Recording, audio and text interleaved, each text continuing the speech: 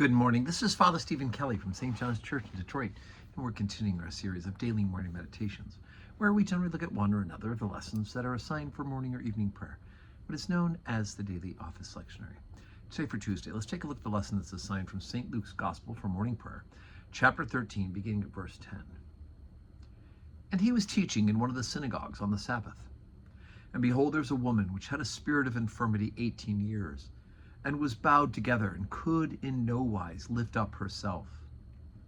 And when Jesus saw her, he called her to him, and said unto her, Woman, thou art loosed from thine infirmity. And he laid his hands on her, and immediately she was made straight, and glorified God. And the ruler of the synagogue answered with indignation, because that Jesus had healed on the Sabbath day, and said unto the people, There are 6 days in which men ought to work. In them therefore come and be healed, and not on the Sabbath day.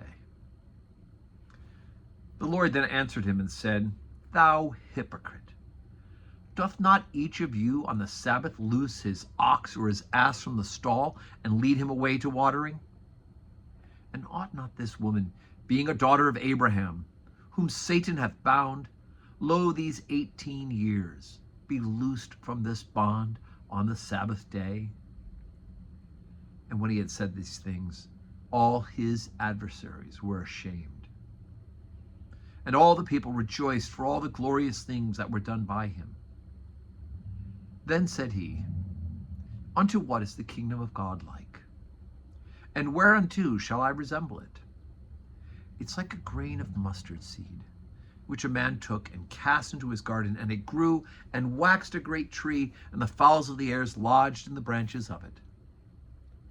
And again he said, Whereunto shall I liken the kingdom of God? It's like leaven, which a woman took and hid in 3 measures of meal, till the whole was leavened. Okay, so we get a little teaching at the end here, right? We hear about what the kingdom of God is like. The idea of this tiniest of seeds growing into a great tree with birds, and the idea of a leaven, right? A little bit of yeast, it would be another word, or a sourdough starter, right? Is that real popular now? Or put in the meal, and the whole thing becomes leavened. And so the idea that the kingdom of God starts with something small and will grow into something infinitesimally large. But this first part, right, here's Jesus once again doing a miraculous thing. The people should be rejoicing to see this woman who's been stooped over for 18 years, right, who Jesus says has been bound by Satan. Jesus frees her of her infirmity.